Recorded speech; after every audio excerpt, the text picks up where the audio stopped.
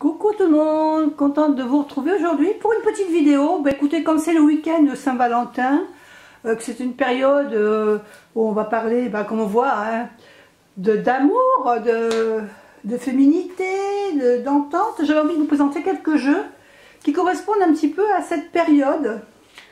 Alors vous voyez qu'en premier, en petit jeu, je vous ai choisi le petit oracle victorien d'Eve Corrigan. Alors, c'est pas spécialement un petit jeu qu'on pourrait dire amoureux, mais je trouve qu'il a un petit côté romantique, féminin, avec sa petite boîte et sa petite serrure ici, que j'aime beaucoup. C'est un petit oracle que je trouve mignon et approprié à cette période. Parce que vous allez voir, je pense que vous l'avez déjà vu, mais avec cette petite serrure, on a l'impression d'ouvrir un coffre à secret, hein, où on peut y cacher des petites lettres secrètes. Et puis je trouve que les images, elles sont assez douces, elles sont féminines. On a des petits bouquets, une petite tasse de thé, une lettre, une rose, des bouquets. Voilà, je trouve que c'est des petites cartes qui sont bien pour cette période. Le petit corset trop mignon. Voilà, je trouve que c'est un petit jeu qui représente bien cette période voilà, où il y a de la tendresse, de l'amour, des gestes doux. C'est de la douceur, de la féminité, voilà. Je trouve que ce petit jeu s'accorde bien avec cette période. Alors j'ai cherché en petit Lenormand, qu'est-ce que j'aurais pu vous proposer qui correspondait à cette période. Et c'est vrai qu'en petit Lenormand, je n'avais pas grand chose. Donc j'ai choisi un petit Lenormand, le Under the Roses, tout simplement pour son dos. Parce que son dos, je le trouve très joli avec ses roses. Je trouve que c'est un très très beau dos. Et puis, bon, il est un peu vintage, hein, c'est un petit Lenormand qui un peu vintage. C'est vrai qu'il n'y a rien de... On ne peut pas dire qu'il soit vraiment romantique. Bon, à part la rentonne sur le fouet, où ça parle quand même plus de sexualité que d'autre chose. Mais voilà, je veux dire, c'est pas des images qui sont très romantiques, mais par contre, voilà, je trouvais le dos très joli et qui correspondait bien à cette période, en fin de compte. Donc, voilà pourquoi je vous ai proposé ce petit Lenormand. Ensuite, comme autre petit Lenormand, c'est pareil, je vais vous proposer celui-ci, le Lenormand solitaire, mais c'est pareil, pas parce qu'il représente le romantisme, mais plutôt parce que, voilà, il a un dos assez féminin, un peu, toujours pareil, un petit peu vintage aussi, hein, un peu rétro, je dirais. Mais voilà, avec ces petites fleurs, ce cadre, comme ça fait assez romantique. Je le trouve assez féminin. Après, au niveau des cartes, c'est un carte de petit Lenormand classique, mais les images sont sympas. Les souris, je trouve que les souris sont toujours très mignonnes dans les petits Lenormand en principe, hein, à quelques exceptions près. Les poissons, les oiseaux, la dame avec entourée de fleurs, là c'est assez romantique quand même, le cœur, même la croix, regardez, même la croix, c'est pas une croix qui nous fait peur, c'est une croix entourée d'un rosier, c'est, voilà, il y a le lys, la bague, voilà, celui-là je trouve qu'il est assez doux aussi comme petit Lenormand. Donc c'est le petit Lenormand solitaire. Je vous l'avais présenté déjà dans mes vidéos. Parce qu'il avait, vous savez, des cartes spécifiques pour le petit Lenormand. Il y a moins de cartes. Parce que sur chaque carte, il y a une carte d'une autre. Donc chaque carte représente 4 moitiés de cartes différentes. Et quand on mélange le jeu, par contre vous avez vu, le dos est identique, hein, c'est le même que l'autre. Mais voilà, à la différence près, c'est que voilà, on voit qu'elle est séparée en 4. Et donc, quand on tire les cartes, on les dépose toutes par contre là. Voilà, on descend toutes les cartes et on attend de trouver, par exemple, voilà, quand vous trouvez par exemple une carte avec son autre moitié, ben vous savez que vous devez interpréter cette carte-là dans votre jeu. Par exemple, si on va essayer, je vais essayer de vous en trouver une autre pour vous montrer l'exemple. Voilà, par exemple pour la dame. Vous voyez, voilà. Là, on peut parler de la dame qui a son cœur qui est pris, ou qui est amoureuse. Je vais essayer de vous trouver une autre carte. Peut-être, voilà, celle-là qui est amoureuse et qui va recevoir un joli cadeau pour ce week-end, puisqu'on a la carte du bouquet qui est complétée. Donc, c'est un petit Lenormand qui est assez différent des autres, mais qui est sympathique aussi comme façon de tirer. C'est une autre façon de tirer les cartes du petit Lenormand, mais que je trouve aussi agréable. Voilà, suivant ce qu'on a envie de savoir, si on nous pose une question, ça peut être une façon d'avoir une réponse assez rapide. Alors hop, je refermerai comme il faut après. Ensuite, au niveau, on va parler tarot. Au niveau des tarots, on va évidemment le romantique tarot, avec cette boîte cartonnée. Alors c'est pareil, on remonte un peu au siècle avant, hein. Mais c'est un tarot qui est assez, pardon, je bouge le trépied. C'est un tarot qui est assez doux, hein. On a des images assez romantiques, voilà, quelque chose de doux, c'est vraiment, si on a un tirage amoureux à faire, voilà, celui-là s'y prête vraiment très bien au niveau de ce tarot. On a tous les, alors ici on a les numéros des cartes avec ici les séries, donc ici, en l'occurrence ici les épées. Alors on a toutes les épées, parce que je crois que j'avais dû le remettre dans l'ordre. Ici on a la série des bâtons. Vous voyez le numéro, là on a la reine de bâton, et ici on a le bâton. Ensuite, ici on a le roi de denier, donc qui est représenté aussi avec la couronne pour le roi, avec le denier. Quand c'est le cavalier, on a tout simplement ici un cheval.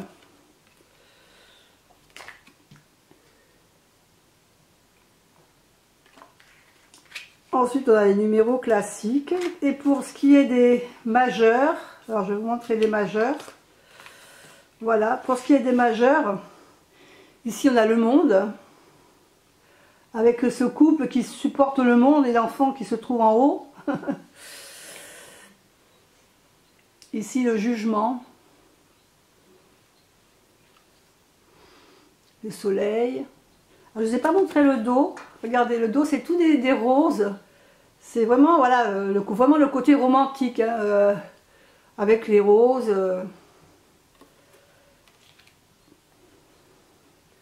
La lune.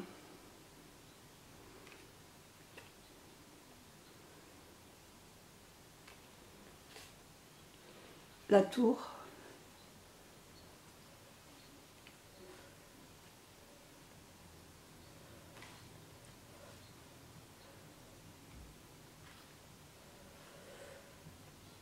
La mort. Le pendu. La justice. La roue.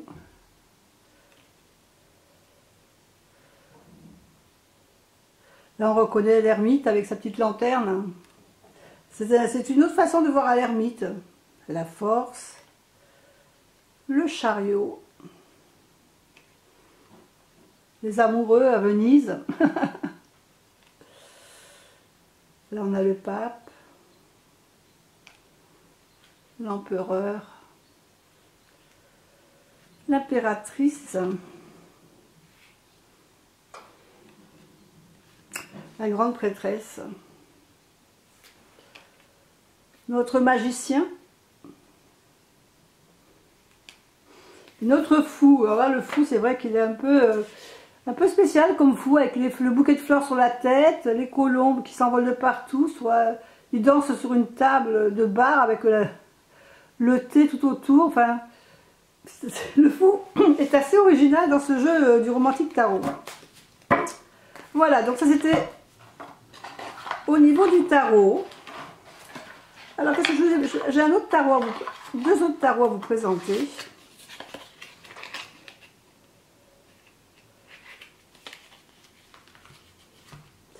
Alors,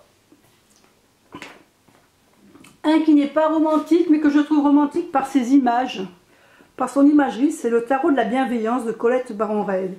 Vous savez que c'est un tarot que j'aime beaucoup, pour ses illustrations. Je trouve que c'est un tarot qui est très doux, très agréable, comme j'adore l'imagerie de ce tarot. Je trouve qu'il a une connotation un peu féerique aussi, mais il est doux, il a un petit côté, voilà, un petit côté romantique, je trouve. Au niveau de son dos, non, le dos, et voilà, il n'a pas de dos vraiment romantique, on dirait. Hein. C'est vraiment l'imagerie qui fait que je le trouve doux. Et qui me fait penser un peu, voilà, à ce côté romantique, ce côté douceur, féminin, que j'aime beaucoup.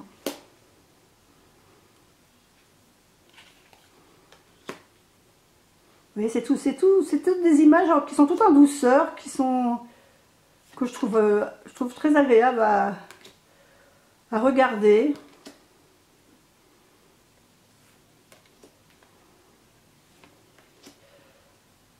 Vous voyez, c'est tout en douceur. C'est vraiment un tarot qui est agréable, qui est pas, voilà. Si vous n'êtes pas bien, c'est vraiment un tarot que vous pouvez vous servir parce qu'il est tout en douceur. Regardez cette reine d'air, comme elle est belle. Et chaque série de cartes a un peu une couleur qui lui correspond. Donc je trouve que c'est un tarot assez doux. Et voilà, doux, qui a un peu de légèreté, qui est agréable, voilà, qui est agréable vraiment à lire. Un autre tarot, pardon, qui est un peu, voilà, style romantique aussi, c'est le tarot de l'illumination. Alors ce tarot, il est très beau. J'ose même pas m'en servir tellement il est beau, j'ai toujours peur de le salir, parce que c'est un tarot qui est vraiment dans les tons très clairs. Alors, vous voyez le dos, comme il est très joli.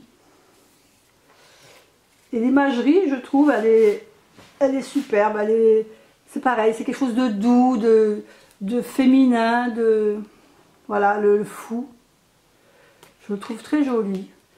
Le magicien, avec toutes ces dorures. Alors, je ne sais pas si vous voyez bien les dorures. Vous voyez, toutes les cartes ont une dorure.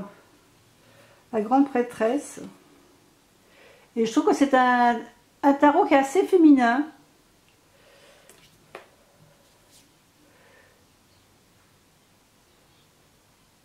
J'aurais aussi pu vous montrer le tarot de la magicienne moderne que je vous ai présenté il n'y a pas très longtemps, ou que je vais peut-être vous présenter. Je ne sais pas si je vous l'ai déjà, la review est déjà passée. J'aurais pu vous le présenter aussi aujourd'hui parce que c'est un tarot qui me paraît pour moi assez féminin, mais parce qu'il a des couleurs, voilà, dans les couleurs roses aussi. Toutes les coupes sont roses, mais voilà, il fallait que je fasse un choix quand même. Je ne pouvais pas vous montrer tout. La vidéo aurait été trop longtemps. Et voilà, celui-là je trouve, voilà, je trouve qu'il a un côté douceur.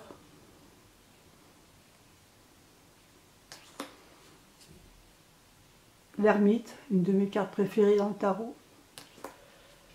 La roue de fortune. Alors la roue de fortune au début, c'est vrai que des fois on peut la confondre avec la mort parce qu'on voit ce personnage où on voit pas sa tête, mais là on différencie.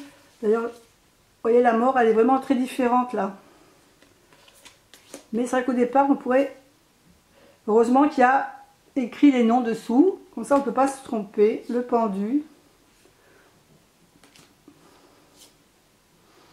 Vous voyez que ce tarot, il est tout en dorure. Je trouve que le diable, même le diable, il est joli. La tour, toutes les cartes, je trouve que toutes les cartes sont belles et sont assez... voilà, il y a un côté féminin dans ce jeu, je trouve. Empreinte de douceur,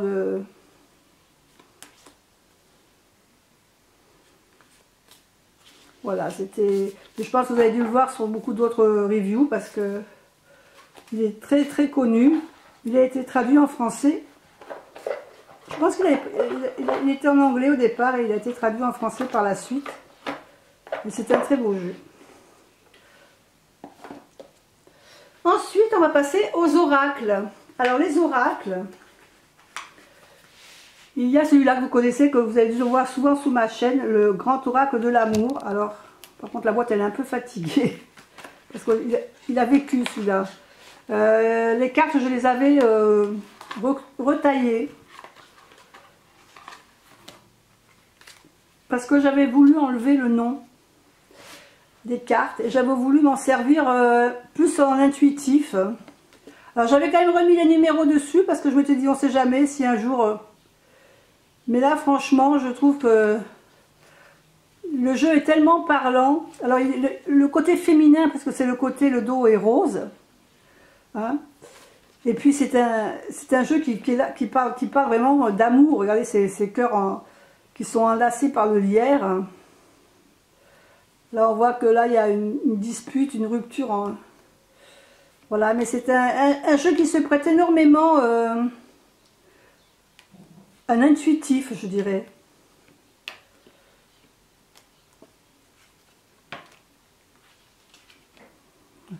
Sucrerie. Le trèfle, la musique, là, le cœur qui se reconstitue.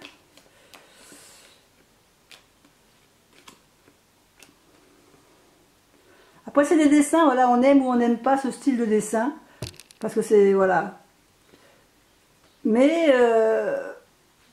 je trouve qu'il est assez facile à interpréter sans regarder le petit livret, ne serait-ce que par la représentation des cartes. Donc cela, vous l'avez souvent assez vu sous ma chaîne, le grand oracle de l'amour. Un autre que je vous présente aussi souvent, et que j'ai mis dans une petite pochette parce que il n'arrive pas dans une boîte, c'est l'oracle coup de cœur. Alors cela vous l'avez vu pareil souvent sur ma chaîne.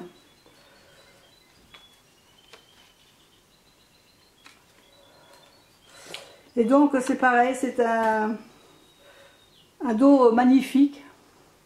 Et donc c'est vraiment un oracle qui est fait pour tirer les cartes pour le côté sentimental, hein. Donc on a la consultante. Voilà, et je trouve que la façon d'avoir fait les cartes, je trouve ça très original. J'aime bien avec ce collier là qui parle de gestation. Ici aussi on peut dater, puisqu'on a souvent des... Voilà, ici 7 mois par exemple pour l'équilibre. Vous voyez, c'est vraiment... et puis c'est un oracle qui est très coloré, avec les cartes noires quand c'est du négatif, les cartes rouges quand c'est du positif, et je crois les cartes neutres quand c'est en violet.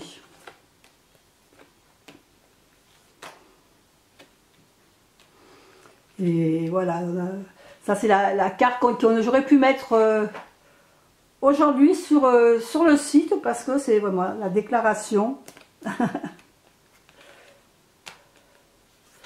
Les amants, l'amour, la tendresse.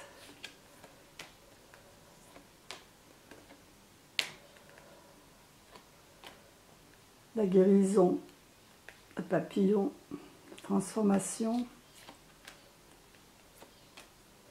la surprise, l'union, la clé, les enfants, le pacte. Voilà, c'est un très très bel oracle. Très bel oracle d'Amandine Bourquet. Si cet oracle vous intéresse, elle a un site. Donc Amandine Bouquet, vous pouvez aller voir son site, je pense qu'elle le vend toujours, son oracle. Et puis enfin le dernier que tout le monde connaît, l'oracle des miroirs. C'est un oracle qui n'est pas spécialement fait pour l'amour, pour les sentiments, mais je trouve que c'est un oracle qui lui va bien à cette période sentimentale. Donc on a un petit livret, enfin, je dis un petit livret, il est quand même assez conséquent le petit livret. Hein. Il y a 120 et quelques pages avec Bon, il n'est pas en couleur, mais ça n'a pas grande importance. Au niveau du dos des cartes, bon, je pense que vous le connaissez parce qu'on le voit souvent. Hein. On voit les astres, l'arbre. C'est pas un dos, voilà, le dos, je trouve pas si folichon que ça. Mais par contre, voilà, les cartes, alors donc les cartes sont pareilles, il faut aimer ce style de dessin. Mais elles sont parlantes, voilà, je trouve que c'est des cartes qui vont droit au but. Même si vous n'y connaissez rien en oracle, mais il est facile, vraiment très facile à interpréter. Les dessins sont clairs, sont explicites, hein, je veux dire, il n'y a pas photo, quoi, je veux dire.